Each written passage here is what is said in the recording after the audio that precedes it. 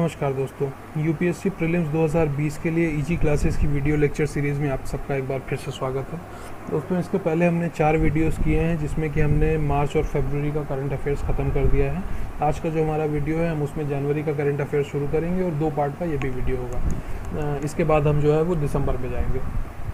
आइए दोस्तों, आज का पहला टॉपिक शुरू करते हैं। जैसे कि अपनी स्क्रीन पे देख सकते हैं, पहला टॉपिक है green note for oil and gas exploration waived.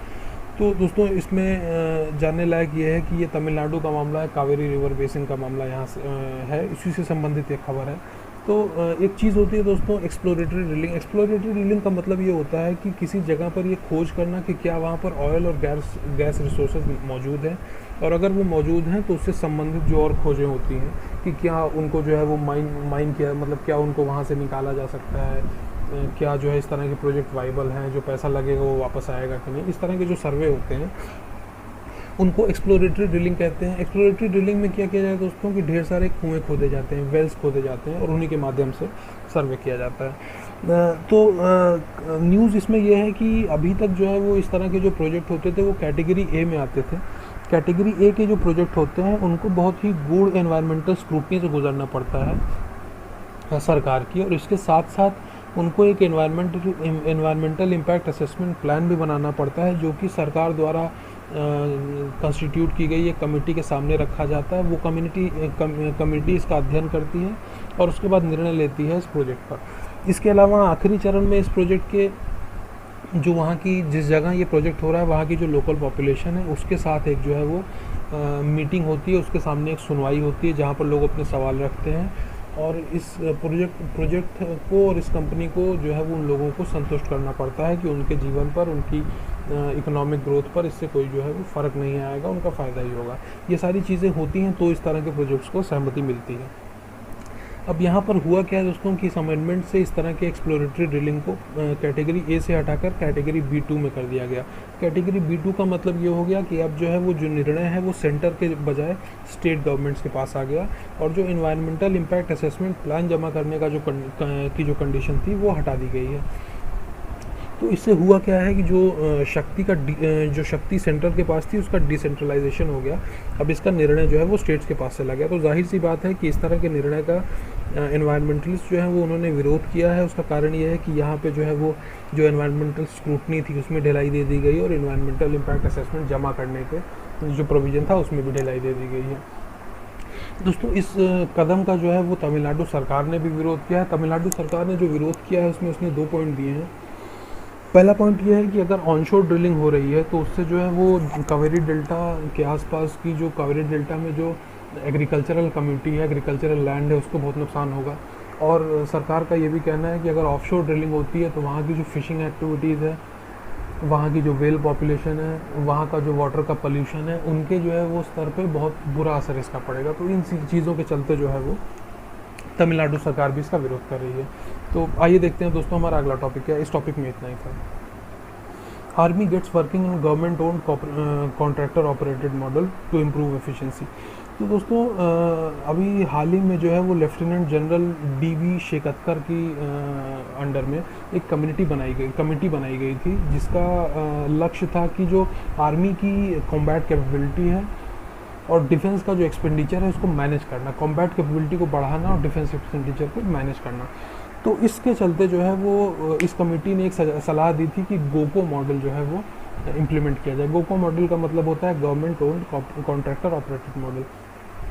तो बहुत ही सरल भाषा में इसको समझ लेते हैं कि ये होता क्या है। दोस्तों, जो गवर्नमेंट का डिफेंस इंफ्रास्ट्रक्चर है, जैसे कि उसकी जो एडवांस बेस वर्कशॉप हैं, उसकी जो स्टैटिक वर्कशॉप हैं, ऑर्डिनेंस डिपो हैं, ये सारी चीज़ें जो है वो इस मॉडल के तहत प्राइवेट प्लेयर्स को चलाने के लिए दे दी जाएगी। तो प्राइवेट जो कंपनियां होंगी उनको लैंड, मशीनरी वगैरह में इन्वेस्ट नहीं करना पड़ेगा, इंफ्रास्ट्रक्चर उनको गवर्नमेंट दे देगा, उनको बस इसका जो है वो मैनेजमेंट करना है, इनको चलाना है। तो इससे ये होगा कि जो डिफेंस के काम है वो टाइम फ्रेम एक जो है वो फिक्स टाइम फ्रेम में ख़त्म हो जाएंगे, प्राइवेट प्लेयर्स में कंपटीशन बढ़ेगा, और साथ ही साथ जो है वो डिफेंस की जो क्षमता है नई टेक्नोलॉजी को एब्जॉर्व करने की, वो भी जो है वो कहीं ना कहीं बढ़ेगी। तो दोस्तों, अभी शुरुआती चरण में 8 एडवांस बेस वर्कशॉप हैं जिनको जो है वो सहमति दी गई है, जिनमें कि जो है वो दिल्ली, जबलपुर, काकीनाडा, इलाहाबाद, आगरा, मेरठ, किर्की और बेंगलुरु, ये 8 जो है वर्कशॉप हैं जो कि जिन पे अभी सहमति दी गई है कि इनको जो है वो प्राइवेट प्लेयर्स को गोको मॉडल के अंतर्गत दे दिया जाएगा। इस प्रोजेक्ट में इन्वेस्ट करने के लिए, इस प्रोजेक्ट का हिस्सा बनने के लिए जो प्राइवेट कंपनी है उसको भारत में रजिस्टर होना पड़ेगा। उसको कम से कम उसके पास 10 साल का एक्सपीरियंस होना चाहिए डिफेंस रिलेटेड कामों में जो है वो इन्वॉल्वमेंट के साथ, और साथ ही साथ उसका पिछले 3 साल में टर्नओवर जो है वो 50 करोड़ तक का होना चाहिए। तो दोस्तों इस टॉपिक में जानने के लिए इतना ही। आइए देखते हैं हमारा अगला टॉपिक क्या है। तो अब हम बात करेंगे एयर इंडिया डिसइन्वेस्टमेंट की।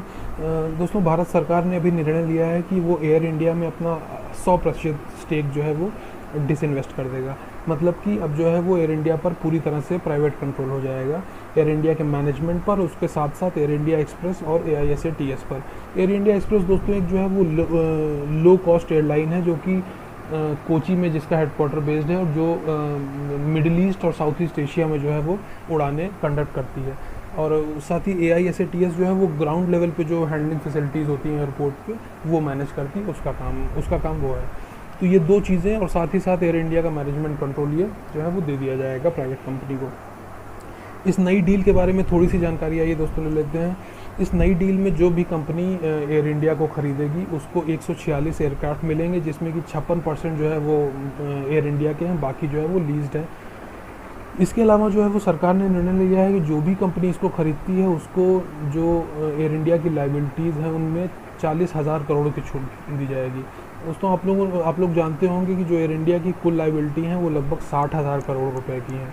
तो इनमें से जो है वो सरकार ने निर्णय लिया है कि 40,000 करोड़ रुपए की छूट दी जाएगी जो भी कंपनी 100% स्टेक इसका खरीदती है, और मात्र उसको 23,286 करोड़ ही जो है वो लाइबिलिटी खरीदनी पड़ेगी, लेनी पड़ेगी। इस डील में जो है वो 4400 एयरपोर्ट स्लॉट्स इंडिया में और 3300 जो है वो 42 फॉरेन कंट्रीज़ में मिलेंगे कम से कम 6 महीनों के लिए। इसके साथ जो एयर इंडिया से संबंधित सुविधाएं हैं वो सारी भी जो है वो इनको दी जाएंगी।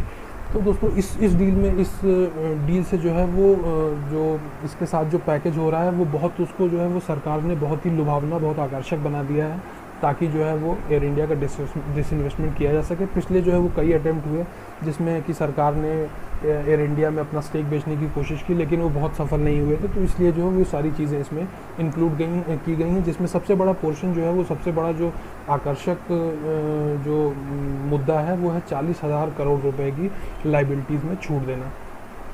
तो इस टॉपिक में दोस्तों जानने के लिए इतना ही। आइए देखते हैं हमारा अगला टॉपिक क्या है। तो अगले टॉपिक में हम उजाला और SLNP प्रोग्राम के बारे में बात करेंगे। ये दोनों जो है वो मिनिस्ट्री ऑफ पावर का एक PSU है, एनर्जी एफिशिएंसी सर्विसेज लिमिटेड। इनके अंडर में जो है वो 2 स्कीम्स हैं, और ये जो है दोनों स्कीम्स LED से संबंधित हैं। एक जो है वो इसमें हाउसिंग से संबंधित है और दूसरी जो है वो स्ट्रीट लाइटिंग से संबंधित है। तो इसके बारे में थोड़ी सी जानकारी लेते हैं। ये न्यूज़ में इसलिए क्योंकि इन दोनों स्कीम्स ने 5 साल पूरे कर लिए हैं। मतलब ये 2015 में दोनों स्कीम लॉन्च हुई थी और 2020 में इसने 5 साल पूरे कर लिए हैं। शॉर्ट में सबसे पहले उजाला के बारे में जान लेते हैं। तो उजाला का फुल फॉर्म जो है वो है Unnat Jyoti by affordable LEDs for all. तो इसमें जो है वो क्या किया गया है कि लगभग 37 करोड़ LED बल्ब जो है वो बांटे गए हैं हाउस होल्ड्स में। इससे संबंधित सरकार ने डेटा दिया है, उसके हिसाब से 46.92 बिलियन किलोवाट पर ईयर जो है वो बिजली की बचत हुई है स्कीम से, उजाला स्कीम से। और साथ ही साथ 38 मिलियन टन जो है वो CO2 एमिशन जो है वो, ग्रीन हाउस गैस एमिशन जो है वो कम हुआ है इससे। अगली स्कीम जो हमारी है वो है SLNP स्कीम, मतलब कि LED street lighting national programme.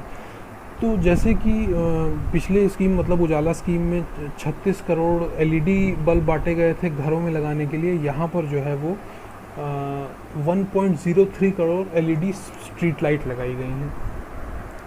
तो LED स्ट्रीट, दोस्तों अभी तक जो है वो स्ट्रीट लाइट के बारे में हम जान लें तो अभी तक हमारे देश में जो स्ट्रीट लाइट है वो कन्वेंशनल स्ट्रीट लाइट लगी हुई थी, जहाँ पर हैलोजन वगैरह से सोडियम वाली लाइटें जो है वो ज़्यादातर लगी रहती थी।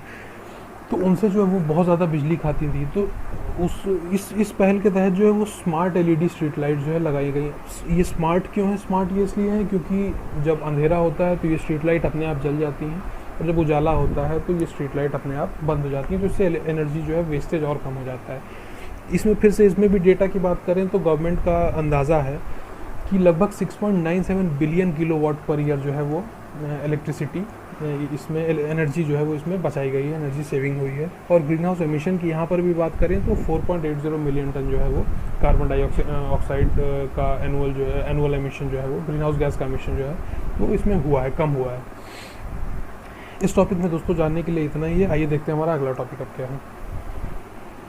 World bank and government of India sign 88 million loan agreement for the implementation of Assam inland water transport project. तो दोस्तों टॉपिक शुरू करने से पहले बता दूं कि असम में जो ब्रह्मपुत्र रिवर सिस्टम है और उसके जो संबंधित जो आइलैंड वगैरह हैं, वहाँ पर आने जाने के लिए इनलैंड वाटरवेज का इस्तेमाल किया जाता है। मतलब कि पानी के माध्यम से, नाव से, स्टीमर से लोग जो है वो इधर से उधर जाते हैं, ब्रह्मपुत्र रिवर का जो पूरा नेटवर्क है उसमें।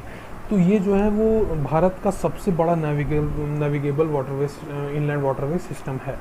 तो इसी सिलसिले में आगे बढ़ते हुए भारत सरकार, असम सरकार और वर्ल्ड बैंक ने एक डील साइन की, जिसमें कि वर्ल्ड बैंक असम सरकार को 88 मिलियन डॉलर का लोन देगी। इस 88 मिलियन डॉलर लोन का काम क्या होगा? ये जो है वो जो वहाँ का फेरी इंफ्रास्ट्रक्चर है उसको डेवलप करेगा, सिग्नलिंग फैसिलिटीज़ वहाँ पर डेवलप करेगा, सेफ्टी डेवलप करेगा। उसके बाद जो है वहाँ पर व्यवस्थाएं होंगी, जैसे कि टॉयलेट की, फिर सारे इंडिविजुअल्स के लिए अलग अलग सीट्स की, इस तरह की चीज़ें जो है वहाँ पर इंट्रोड्यूस की जाएंगी, जिससे कि जो वहाँ का सिस्टम है वो और डेवलप हो सके और तेज़ी से चल सके। तो इस टॉपिक में दोस्तों और कुछ नहीं है जानने के लिए, बस यही है कि वर्ल्ड बैंक और असम सरकार के बीच में ये हुआ है और ब्रह्मपुत्र रिवर सिस्टम पर वहाँ पर जो है वो फैसिलिटीज़ ये दी जा रही हैं। आइए देखते हैं दोस्तों अब हमारा अगला टॉपिक क्या है। दोस्तों एक जो है वो भारत में जॉइंट वेंचर कंपनी है HURL, मतलब हिंदुस्तान उर्वरक एंड रसायन लिमिटेड। ये जो है वो Coal India, National Thermal Power Corporation मतलब NTPC और इंडियन ऑयल कॉरपोरेशन, इन तीनों के बीच में एक जॉइंट वेंचर है। ये तीनों जो है इसमें लीड प्रमोटर हैं। इसके साथ ही फर्टिलाइज़र कॉरपोरेशन ऑफ इंडिया और हिंदुस्तान फर्टिलाइज़र कॉरपोरेशन, ये दो इसके पार्टनर हैं। इसने जो है वो हाल ही में एक नया यूरिया का ब्रांड लॉन्च किया है, जिसका नाम है अपना यूरिया सोना उगले ब्रांड। इसमें जानने के लिए एक ज़रूरी चीज़ और ये है कि इसकी 5 यूनिट हैं, जो कि बरौनी, गोरखपुर और सिंधरी में जो है वो सिचुएटेड हैं। गोरखपुर वाली जो यूनिट है वो 2021 में प्रोडक्शन का काम स्टार्ट करेगी। तो दोस्तों इस टॉपिक में इतना ही। आइए देखते हैं हमारा अगला टॉपिक क्या है। हाल ही में यूनाइटेड नेशंस ने एक जो है वो स्टडी की थी, जिसमें कि उसने बताया था कि सन 2018 में हर 5 सेकंड पर एक छोटे बच्चे की मौत हुई थी। इस रिपोर्ट का जो शीर्षक था वो था levels and trends in child mortality. दुनिया में जो ट्रेंड देखा गया वो ये था कि छोटे मतलब 5 साल से कम आयु में लड़कियों के मरने की संख्या जो है वो लड़कों के मरने की संख्या से कम थी। मतलब कि लड़कों के मरने की प्रोबेबिलिटी जो है ज़्यादा थी 5 साल की उम्र तक पहुंचने से पहले। लेकिन यूनाइटेड नेशंस की ये रिपोर्ट बताती है कि भारत में ये ट्रेंड नहीं देखा गया, भारत में इस ट्रेंड का ठीक उल्टा देखा गया। मतलब कि यहाँ पर लड़कियों के मरने की प्रोबेबिलिटी 5 साल की उम्र तक पहुँचने से पहले वो ज़्यादा थी। तो इस रिपोर्ट की और थोड़ी सी फाइंडिंग आइए हम देख लेते हैं। तो पहला पॉइंट इसमें जो है वो वही चीज़ है जो मैंने आपको बताया कि भारत में वो ट्रेंड कैसे पलट गया। इसके अलावा जो है वो रिपोर्ट ने कहा कि लड़कियों के मरने की जो प्रोबेबिलिटी है वो सदर्न एशिया और वेस्टर्न एशिया में जो है वो ज़्यादा है। स्टेट्स की बात करें तो नवजात बच्चों के मरने की जो नंबर्स हैं वो मध्य प्रदेश, उड़ीसा और उत्तर प्रदेश में सबसे ज़्यादा हैं। मध्य प्रदेश में 1000 बर्थ पर 32 बच्चों की मौत हुई, उड़ीसा में 33 बच्चों की मौत हुई और उत्तर प्रदेश में 30 बच्चों की मौत हुई। इंडिया के नेशनल एवरेज की बात करें तो वो जो है वो 23 बच्चों की मौत हुई पर 1000 बर्थ पर। इसके अलावा जो है वो जो सबसे ज़्यादा जेंडर गैप देखने को मिला मॉर्टेलिटी में, मतलब 5 साल की उम्र तक पहुंचने से पहले बच्चों की मौत में, वो झारखंड, बिहार और उत्तराखंड में देखने को मिला। उत्तर प्रदेश में जो इसका कारण बताया गया वो ये बताया गया कि जो वहाँ पर न्यूनेटल मॉर्टेलिटी मतलब नवजात बच्चों की मौत का आंकड़ा है वो बहुत ज़्यादा है और साथ ही साथ वहाँ पे बर्थ भी बहुत ज़्यादा होती हैं, जिसकी वजह से ये संख्या उत्तर प्रदेश में इतनी ऊपर है। पूरे दुनिया में जो 5 कंट्रीज़ हैं जहाँ पर 5 वर्ष की उम्र तक पहुँचने से पहले बच्चों की मौत का आंकड़ा है वो सबसे ज़्यादा है, वो है इंडिया, नाइजीरिया, पाकिस्तान, कॉन्गो और इथियोपिया। इन बर्थ की जो है अर्ली मतलब इस डेथ का जो है वो कारण जो बताया गया यूनाइटेड नेशंस द्वारा, वो सबसे पहला था प्री टर्म बर्थ, मतलब कि जो शेड्यूल्ड समय है उसके पहले जो है वो बच्चे का जन्म हो जाना, जैसे कि 9 महीने जो नेचुरल टाइम होता है उसके पहले जन्म हो जाना, तो ऐसे में बच्चों की मौत हो जाती है। उसके बाद इंट्रा पार्टम रिलेटेड इवेंट्स, तो इंट्रापार्टम का दोस्तों मतलब होता है कि गर्भ धारण से बच्चे के जन्म तक के बीच का जो समय होता है, वहाँ पर कोई अगर कॉम्प्लिकेशन आ जाती है तो बच्चों की मौत हो जाती है। तीसरा जो पॉइंट है और जो सबसे इम्पोर्टेंट पॉइंट माना जाता है वो है न्यूनेटल इन्फेक्शन, मतलब कि नवजात बच्चों में जो इन्फेक्शन हो जाता है उसके चलते भी बहुत बड़ी संख्या में बच्चों की मौत हो जाती है। यूनाइटेड नेशंस ने कहा कि प्रोग्रेस इस क्षेत्र में हुई है, मतलब कि मौतों को कम किया गया है, लेकिन जैसा कि मैंने पहले बताया कि हर 5 सेकंड पर एक बच्चे की मौत हुई है 2018 में। इसी सिलसिले में एक जो है वो यूनाइटेड नेशंस ने एस्टिमेट भी लगाया और उसने कहा कि 5 से 14 वर्ष की आयु में लगभग 10 मिलियन बच्चे और 5 से कम वर्ष की आयु में लगभग 52 मिलियन बच्चे 2019 से 2030 के बीच मर जाएंगे, उनकी मौत हो जाएगी इन संबंधित कारणों से। इसके अलावा जो है वो इसमें कहा गया कि अगर सुविधाएं, हॉस्पिटलों में सुविधाएं जो है, मतलब कि बर्थ के पहले माँ की केयर की सुविधाएं, उसके बाद बर्थ के दौरान जो सुविधाएं प्रोवाइड की जाती हैं, साथ ही साथ बर्थ के बाद माँ और बच्चे दोनों की केयर का जो काम होता है, ये अगर ठीक से किया जाए, इन्फेक्शंस को रोका जा सके, तो लगभग आधी मौतें जो है वो प्रिवेंट की जा सकती हैं। इसमें जो है वो आगे अगर अगला पॉइंट देखें तो वो ये है कि इस तरह का जब कोई भी केस आता है तो उससे जो है वो जो सबसे बड़ी चीज़ सामने आती है वो ये आती है कि सोसाइटी में जो डिफ्रेंसिएशन है, मतलब कि छोटे लेवल में सोसाइटी में जो लोग रह रहे हैं उनके साथ उनके पास जो फैसिलिटीज़ हैं वो उतनी अच्छी नहीं है, हॉस्पिटल्स उतने अच्छी नहीं है, हॉस्पिटल का स्टाफ उतना ट्रेंड नहीं है, जिसके चलते इतनी बड़े पैमाने पर मौतें हो रही हैं। इसके बाद जो है वो एक डेटा और जो है वो इस रिपोर्ट ने दिया, उसने बताया कि जो बच्चों की मौतें हुई 2018 में, उनमें से 85% जो है वो ऐसे थे जो कि अपने जीवन में शुरुआती 5 सालों में जिनकी मौत हो गई। इसमें भी जो है वो 2.5 मिलियन ऐसे थे जो कि पहले महीने में जिनकी मौत हो गई, 1.5 मिलियन ऐसे थे जो कि 1 महीने से 11 महीने के बीच में मर गए, और 1.3 मिलियन ऐसे थे जो कि 1 से 4 साल की आयु के बीच में मर गए। साथ ही 0.9 मिलियन जो है वो ऐसे भी थे जो कि 5 से 14 वर्ष की आयु में, मतलब कि अर्ली एडोलेसेंस जिसको कहते हैं, उस आयु में इनकी मौत हो गई। तो दोस्तों इसमें इस टॉपिक में जानने के लिए जो मेन इंपॉर्टेंट पॉइंट्स थे वो मैंने आपको जो है वो बता दिए हैं। ये जो एक इन्फोग्राफिक दिया है इसको आप देख लीजिएगा, इसमें भारत के बारे में जो है वो इन्फॉर्मेशन दी हुई है। ये भी मैंने आपको एक पॉइंट में बताया था, लेकिन आप एक बार देख लीजिएगा। आइए देखते हैं हमारा अगला टॉपिक क्या है। तो हमारा अगला टॉपिक जो है वो है government publishes policy for treatment of rare disease. तो दोस्तों ministry of health and family welfare ने हाल ही में जो है वो एक नेशनल पॉलिसी निकाली ट्रीटमेंट ऑफ रेयर डिजीज़ को लेकर। तो टॉपिक शुरू करने से पहले रेयर डिजीज़ होती क्या हैं ये हम जान लेते हैं शॉर्ट में। दोस्तों रेयर डिजीज़ जैसे कि आप नाम से ही समझ सकते हैं, ऐसी बीमारियां हैं जो कि बहुत बड़ी पॉपुलेशन में नहीं पाई जाती हैं। मतलब कि जैसे कुछ बीमारियां हैं, जैसे वो कॉमन है, जब किसी को बुखार हो गया या किसी को ज़ुकाम हो गया या इस तरह की कोई भी बीमारी जो है वो हो जाती है, वो नॉर्मल, वो जनरल डिजीज़ हो गई। लेकिन ऐसी बीमारियां जो कि कम पॉपुलेशन में होती है उनको जो है वो हम रेयर डिजीज़ कहते हैं। रेयर डिजीज़ की कोई फिक्स परिभाषा दुनिया में नहीं है। हर देश में बीमारियों की जो है वो कितने मुश्किल से ट्रीट होती हैं, कितने कम लोगों में पाई जाती हैं, कितनी सीवियर हैं, इन सब चीज़ों को ध्यान में रखते हुए रेयर डिजीज़ को जो है वो डिफ़ाइन किया जाता है दुनिया के अलग अलग देशों में अलग अलग तरीके से।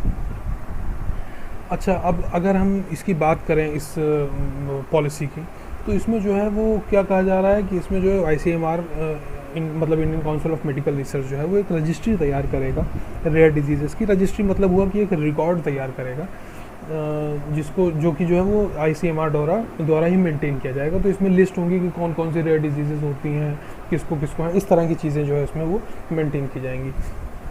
ये जो किया जा रहा है, ये सबसे पहले दिल्ली हाई कोर्ट ने एक जो है ministry of family and health and family welfare को ये जो है वो डायरेक्शन दिया था इस तरह की रजिस्ट्री मेंटेन करने का। इसका कारण ये था कि जो रेयर डिजीज़ होती हैं उसका जो कॉस्ट ऑफ ट्रीटमेंट होता है वो बहुत हाई होता है।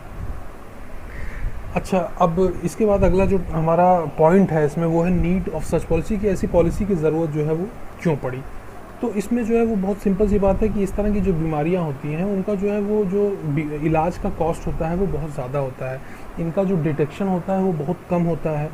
तो कारण ये है कि रेयर डिजीज़ हैं, तो एक जो है वो जनरल साइकोलॉजी भी होती है कि हमको तो हो ही नहीं सकता, हमको तो कोई बीमारी हो ही नहीं सकती। कोरोना भी जो इस समय चल रहा है उसमें भी जो है वो बहुत लोगों को इसलिए भी हो गया क्योंकि उनको लगता था कि उनको वो हो ही नहीं सकता, इसलिए उन्होंने प्रिकॉशंस नहीं लिए।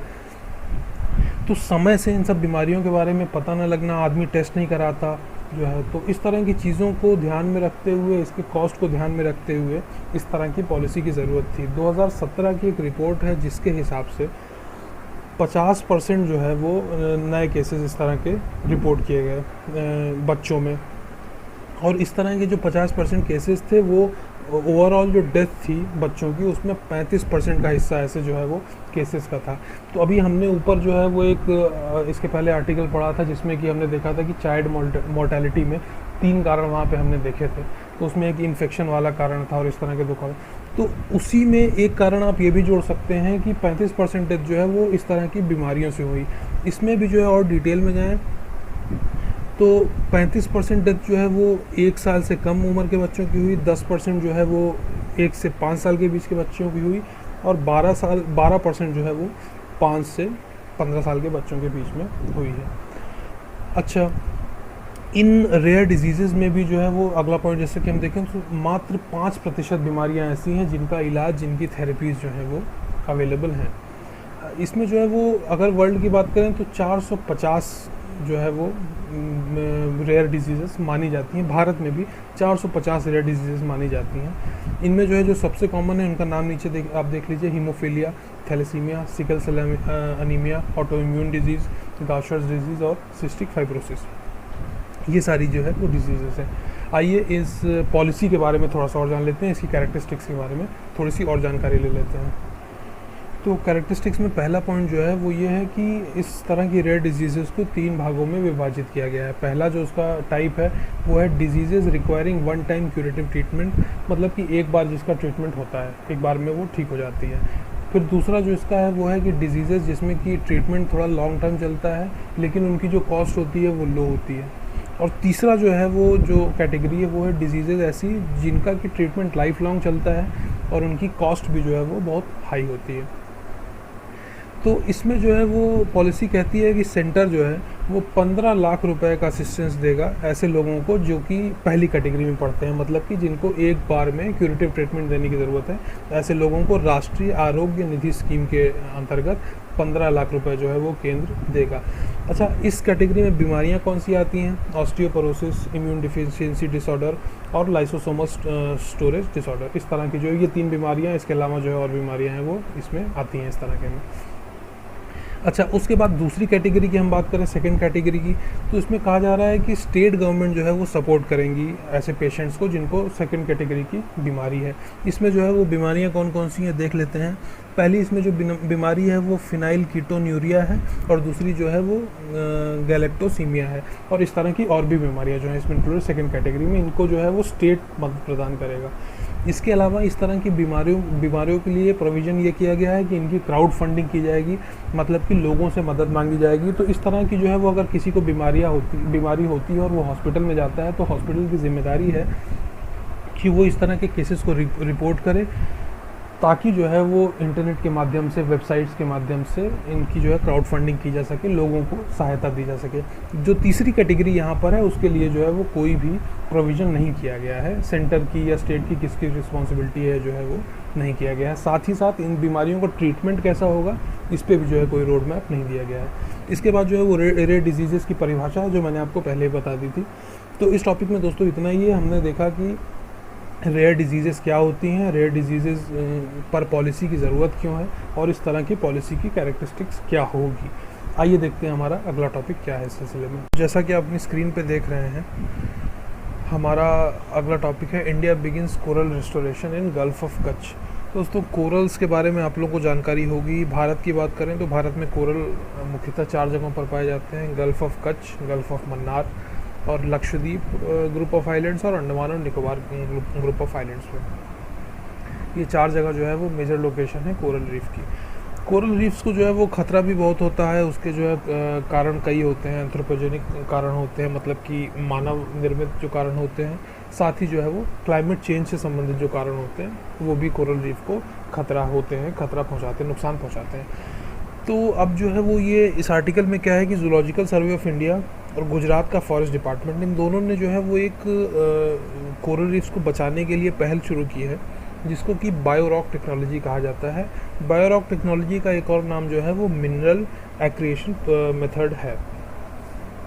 तो मिनरल एक्रिएशन मेथड या बायोरॉक टेक्नोलॉजी होता क्या है, ये मैं आपको शॉर्ट में बता देता हूँ कि देखिए इसमें किया क्या जाता है कि एक स्टील का जो है वो स्ट्रक्चर लिया जाता है और उसको जो है वो इलेक्ट्रिसिटी से उसके अंदर इलेक्ट्रिसिटी दौड़ाई जाती है। तो जब उसके अंदर इलेक्ट्रिसिटी दौड़ती है, इस स्ट्रक्चर को पानी के अंदर डाल दिया जाता है, कोरल रीफ्स के पास इसको डाल दिया जाता है। इस पे जब इलेक्ट्रिसिटी दौड़ाई जाती है तो इसके एनोड और कैथोड में जो है वो कैल्शियम आयंस और कार्बोनेट आयंस जो होते हैं वो एक साथ इकट्ठा हो जाते हैं, और यही कैल्शियम और कार्बोनेट आयंस जो है वो मिल के कैल्शियम कार्बोनेट बनाते हैं, जो कि कोरल को बढ़ने में मदद करते हैं। यही कैल्शियम कार्बोनेट आगे जाके कोरल को बढ़ने में मदद करते हैं। तो इसमें इस टॉपिक में दोस्तों जानने के लिए बस इतना ही है कि बायोरॉक टेक्नोलॉजी होती क्या है, कोरल रीफ्स क्या होते हैं ये हमको पता ही है, और इंडिया में कोरल रीफ्स की 4 लोकेशन जो है वो भी मैंने आपको बता दी। तो इस टॉपिक में जो है वो इतना ही जानने के लिए। आइए देखते हैं हमारा अगला टॉपिक क्या है। तो अगला टॉपिक भी हमारा एनवायरनमेंट से रिलेटेड है। जैसा कि अपनी स्क्रीन पर देख रहे हैं, Kerala for steps to curb alien plant growth in NBR. NBR मतलब हो गया नीलगिरी बायोस्फीयर रिजर्व। तो दोस्तों इस टॉपिक में हम बात करेंगे, एक प्लांट स्पीसी है, इन्वेसिव प्लांट स्पीसी है, जिसका नाम है सेना स्पेक्टाबिलिस। तो सेना स्पेक्टाबिलिस जो है वो ये नीलगिरी बायोस्फीयर रिजर्व जो है वहाँ पर समस्या खड़ी कर रहा है।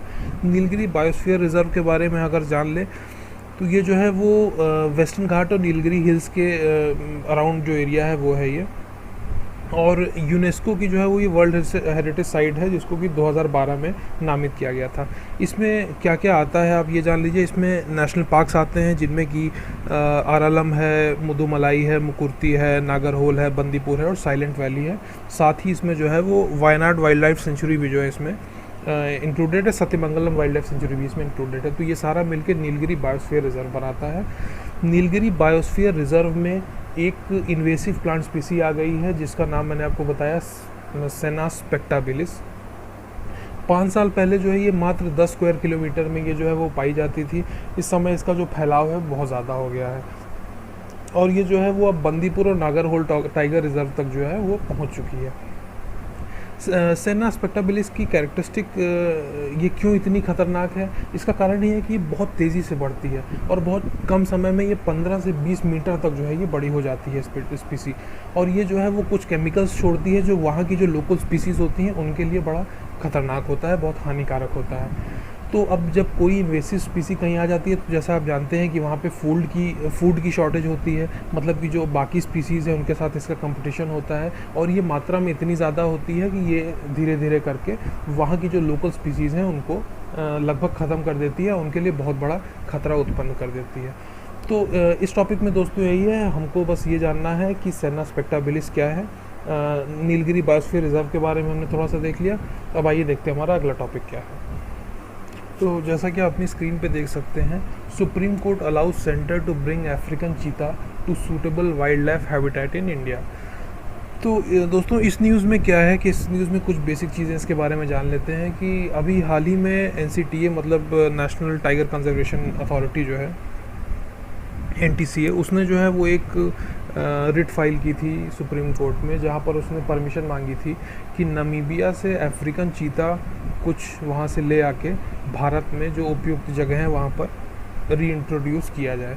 रीइंट्रोड्यूस करने का मतलब होता है दोस्तों कि कोई किसी बड़ी स्पीसी को किसी एक जगह से ले आके दूसरी जगह पे पालना, रखना, ऐसी जगह जहाँ पर कि उसके लिए जीवन यापन करना आसान हो, मुश्किल ना हो, वो आसानी से ग्रो कर सके।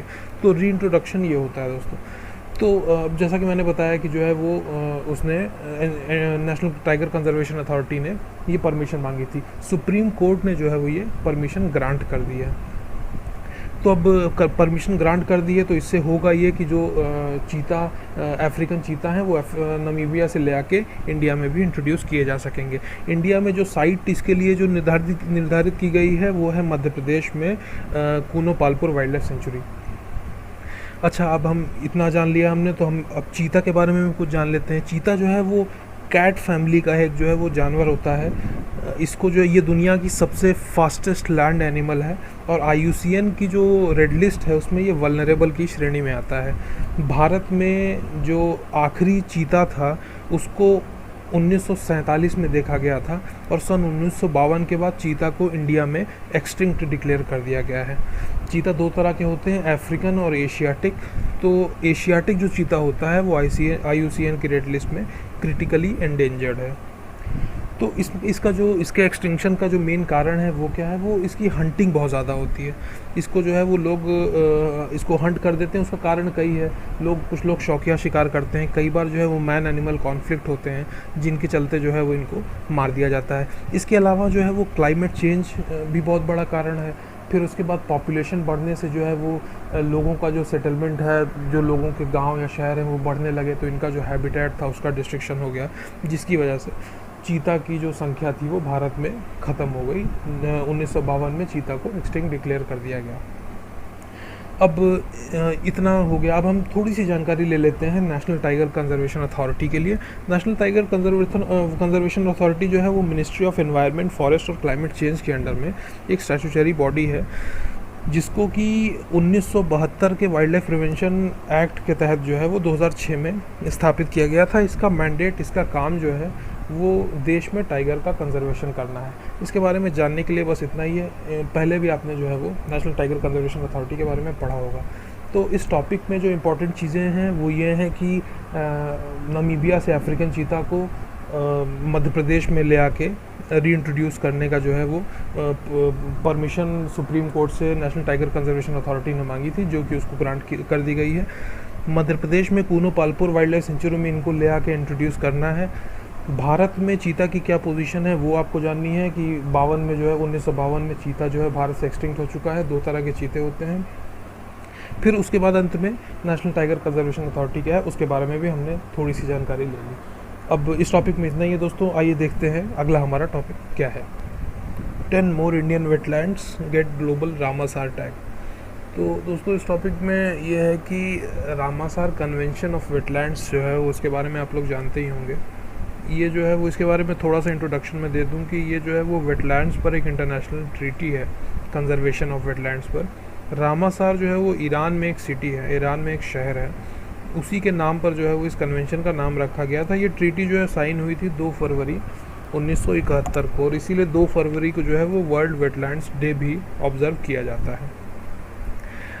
तो दोस्तों ये जो है वो रामासार कन्वेंशन ऑफ वेटलैंड्स के अंडर में एक जो है वो रिकॉर्ड है मॉन्ट्रू रिकॉर्ड।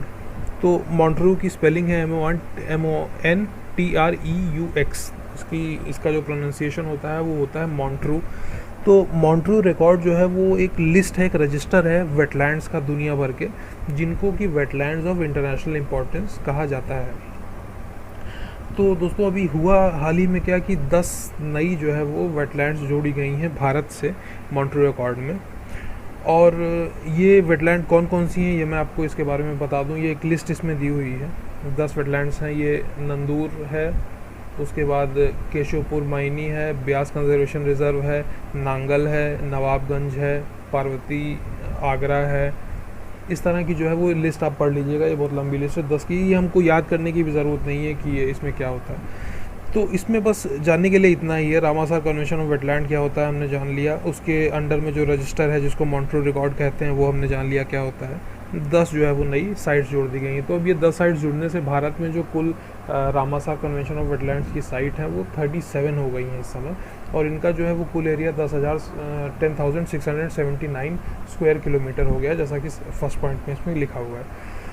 तो दोस्तों इस टॉपिक में इतना ही है जानने के लिए। आइए देखते हैं हमारा अगला टॉपिक अब क्या है। तो दोस्तों अगला टॉपिक है first of its kind turtle rehab centre comes up in Bihar. तो इस टॉपिक में ये दोस्तों कि बिहार के भागलपुर में एक जो है वो टर्टल्स के लिए रिहैब सेंटर शुरू किया गया है। रिहैब सेंटर का मतलब होता है कि उनको कुछ बीमार टर्टल्स के लिए, घायल टर्टल्स के लिए उनका इलाज करने के लिए एक फैसिलिटी, एक सेंटर शुरू किया गया है। यहाँ पर जो है वो लगभग 500 टर्टल्स को रखा जाएगा और ये आधे हेक्टेयर में ये पूरा एरिया फैला हुआ है। अच्छा, इसका जो है वो अगला पॉइंट देखिए। तो नीड क्या थी, इसकी ज़रूरत क्या थी। तो इसमें दोस्तों ऐसा है कि टर्टल्स के लिए जो है वो बहुत बड़ी समस्या ये है कि उनकी स्मगलिंग बहुत ज़्यादा होती है। तो इस स्मगलिंग से जो टर्टल्स बचाए जाते हैं वो कई बार बहुत बुरी तरह से घायल होते हैं या बीमार होते हैं। ऐसे ही टर्टल्स को जो है वो इन जगहों पर उनका इलाज किया जाएगा और उनको तब तक रखा जाएगा जब तक वो ठीक नहीं हो जाते। जब वो ठीक हो जाते हैं तो उनको उनके नेचुरल हैबिटेट में छोड़ दिया जाएगा। अब सवाल उठता है कि बिहार के भागलपुर को क्यों चुना गया? तो इसमें जो है वो हम अगर सेकंड पॉइंट देखें तो इसमें जो वहाँ पर गंगा का फ़्लो है, गंगा रिवर का फ़्लो है, वो सफिशिएंट है टर्टल्स के लिए। यहाँ पर जो है वो ब्रीडिंग के लिए अच्छा एनवायरनमेंट है टर्टल्स की। साथ ही साथ टर्टल्स की एक टेंडेंसी होती है कि नदियों के बीच में जो सैंड के बालू के जो है वो जैसे ढेर लगते हैं, तो उन्हीं पे जो है टर्टल्स ज़्यादातर रहते हैं। तो भागलपुर एरिया में जो गंगा नदी है इसमें जो है वो ये चीज़ें भी उपलब्ध हैं। ये जो है वो बीच बीच में नदियों में सैंड के जो है वो बालू के ढेर बने हुए हैं, तो जहाँ पर ये आराम से रह सकते हैं। अब टर्टल्स की उपयोगिता के बारे में बात करें कि क्यों ऐसा जो है किया जा रहा है। आप जैसा कि जानते होंगे कि टर्टल्स जो है वो मरी मछलियाँ या इस तरह के कोई भी ऑर्गेनिक मटेरियल, मरा हुआ ऑर्गेनिक मटेरियल, उसको जो है वो टर्टल्स खाते हैं, उसको नदी से हटा देते हैं जिससे नदी साफ़ होती है। साथ ही साथ जो है वो मछली की जनसंख्या को जो है वो टर्टल कंट्रोल में रखते हैं, उनका शिकार करके उनको कंट्रोल में रखते हैं। और कोई भी एक्वेटिक सिस्टम है वो स्वस्थ है, इस चीज़ का इंडिकेटर माना जाता है अगर वहाँ पर टर्टल हैं। तो ये चीज़ें हो गई। अब एक बार देख लेते हैं कि टर्टल्स के जीवन को समस्या क्यों है, किस लिए है। तो पहले हमने वैसे ही बात कर ली कि स्मगलिंग इनकी बहुत ज़्यादा होती है। तो इसमें जो है वो ट्रैफिक इंडिया की एक स्टडी थी, उसमें बताया है कि लगभग 11,000 टर्टल्स की जो है वो स्मगलिंग इंडिया में हर साल होती है। इसके साथ साथ जो है उनका जो हैबिटेट होता है, उनका जो नेचुरल आवास होता है, उसका नुकसान होना, फिर डैम बनना या बैरेज बनने से भी जो है उनके आवास को नुकसान पहुंचता है, उनकी पॉपुलेशन को नुकसान पहुंचता है, पोल्यूशन से, फिर इलीगल उनका जो शिकार किया जाता है उससे। फिर कई बार ऐसा होता है कि मछली फंसाने के लिए जो बड़े बड़े जाल नदियों में फेंके जाते हैं, ये कछुए उनमें फंस के डूब के जो है उनकी मौत हो जाती है। तो इस तरह की चीज़ें जो हैं वो टर्टल्स के लिए समस्या का कारण बनती हैं, समस्या का पर्याय बनती हैं। उसके बाद जो है वो एक ट्रेंड देखा जा रहा है कि लोग जो है वो टर्टल्स को घर पे पालना पसंद करते हैं। तो ये भी जो है वो स्मगलिंग में इंक्लूड हो जाएगा कि स्मगलिंग करके लोगों को जो है वो इलीगल रूप से टर्टल बेचे जाते हैं। तो इस टॉपिक में दोस्तों इतना ही है कि बिहार के भागलपुर में जो है वो एक रिहैब सेंटर इनके लिए इस्टेब्लिश किया जा रहा है, जहाँ पर उनकी जो है देखभाल की जाएगी और उसके बाद उनको वाइल्ड लाइफ में छोड़ दिया जाएगा, उनके नेचुरल हैबिटेट में छोड़ दिया जाएगा। भागलपुर में क्यों किया जा रहा है ये भी हमने आपको बता दिया, और टर्टल्स की उपयोगिता के बारे में हमने आपको ये भी बता दिया। तो इस टॉपिक में दोस्तों इतना ही। आइए देखते हैं हमारा अगला टॉपिक क्या है। तो दोस्तों आपने सबने जो है वो एक इंडेक्स के बारे में सुना होगा, हेनली पासपोर्ट इंडेक्स। तो ये जो है वो पासपोर्ट्स की रैंकिंग करता है दुनिया भर में, जो कंट्रीज़ हैं उनके जो पासपोर्ट्स हैं।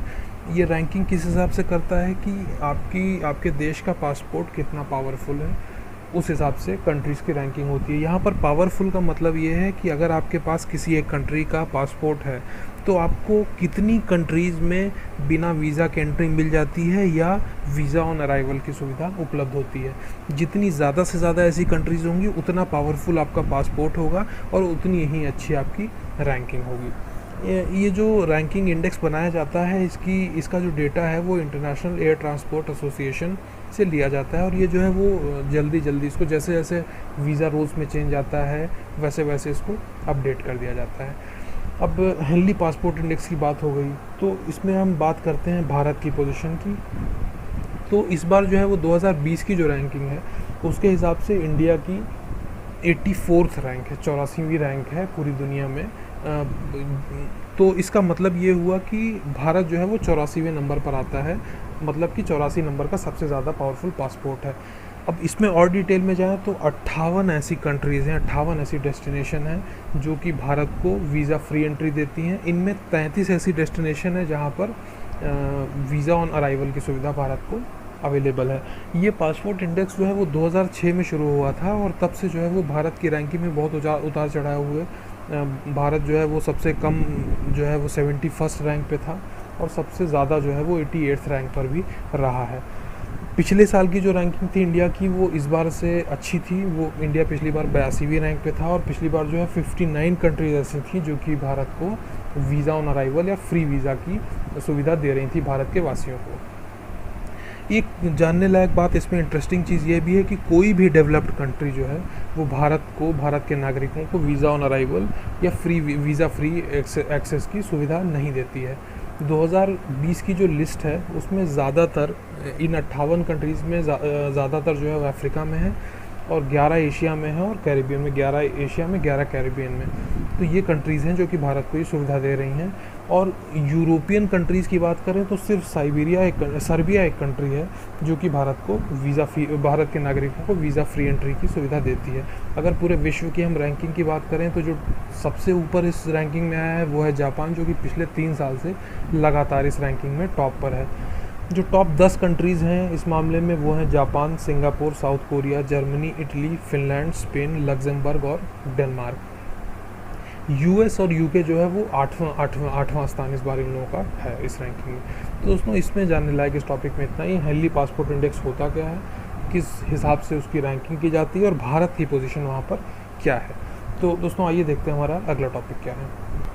तो दोस्तों अब हम बात करेंगे जस्ट कोगेन्स रूल्स की। बहुत ही सरल भाषा में अगर आपको मैं बता दूं तो जस्ट कोगेन्स रूल्स ये एक जो है लैटिन फ्रेज़ है जिसका कि मतलब होता है कंपेलिंग लॉ। तो अगर बहुत ही सीधे शब्दों में बात करें तो ये ऐसा एक इंटरनेशनल लॉ है या कुछ फंडामेंटल प्रिंसिपल्स हैं, रूल्स हैं जिनको कि दुनिया के सारे देश मानते हैं, जिनको कि दुनिया के सारे देशों को मानना होता है। और ये संभव नहीं है कि कोई 2 देश ये निर्णय ले लें कि जो है वो हम इन रूल्स को नहीं मानेंगे, क्योंकि ये जो है वो कंपेलिंग है, जैसा कि इसके नाम में ही है, ये कंपेलिंग लॉ होता है, सारी पार्टीज़ को इसको मानना ही होता है। और दोस्तों आप लोगों ने Vienna convention on the law of treaties के बारे में पढ़ा होगा। ये 1969 और 1986 की ट्रीटीज़ हैं।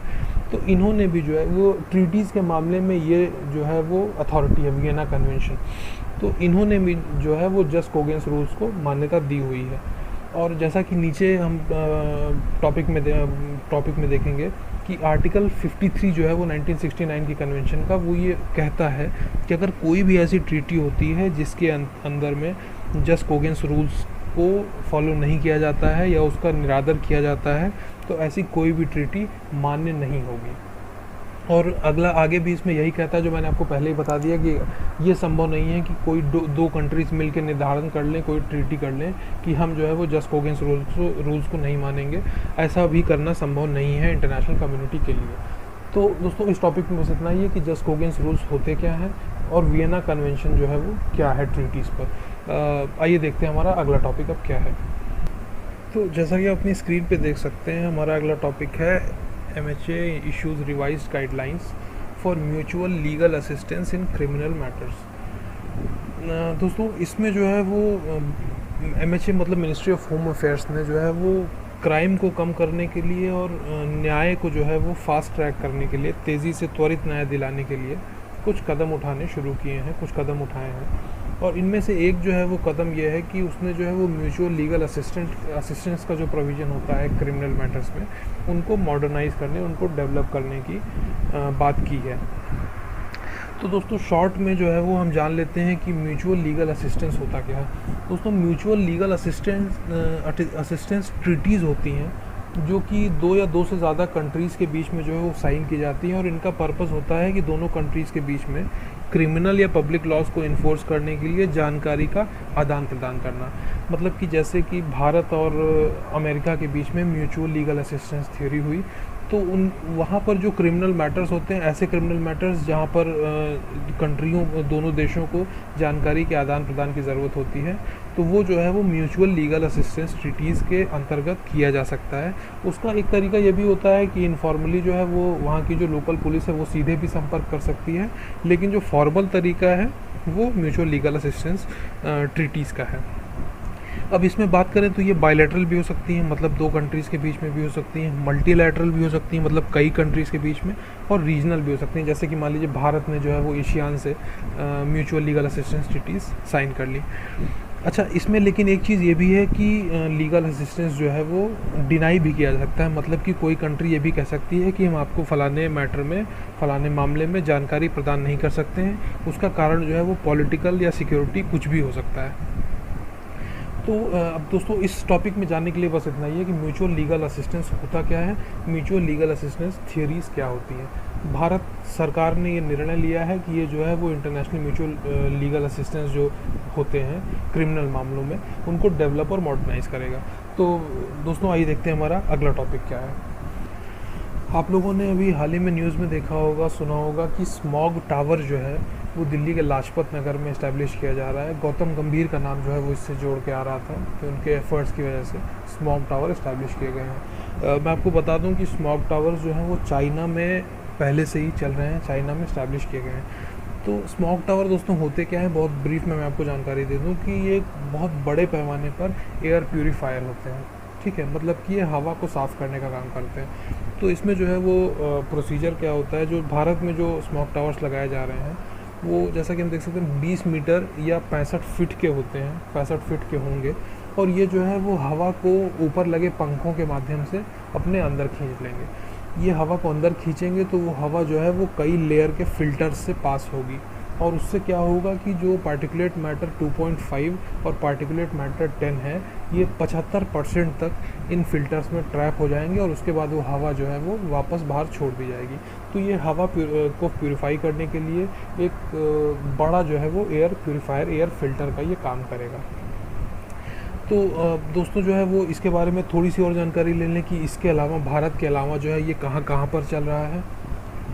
भारत में ये जो टावर स्टैब्लिश किए जा रहे हैं, इसके अलावा जो है वो चाइना के जियान में और बीजिंग, मतलब चाइना की कैपिटल में, इन दोनों जगहों पर स्मॉग टावर इस्टेब्लिश किए गए हैं। जो जियान वाला टावर है उसके लिए बताया जाता है कि वो दुनिया का सबसे बड़ा है, और ये जो है वो इसने कहा जा रहा है कि जो पार्टिकुलेट मैटर 2.5 होता है उसको 19% तक उस एरिया में, उस एरिया के 6 किलोमीटर के आसपास का जो एरिया है वहाँ पर उसको कम कर दिया है। बीजिंग में भी जो है वो इस तरह का टावर लगा हुआ है।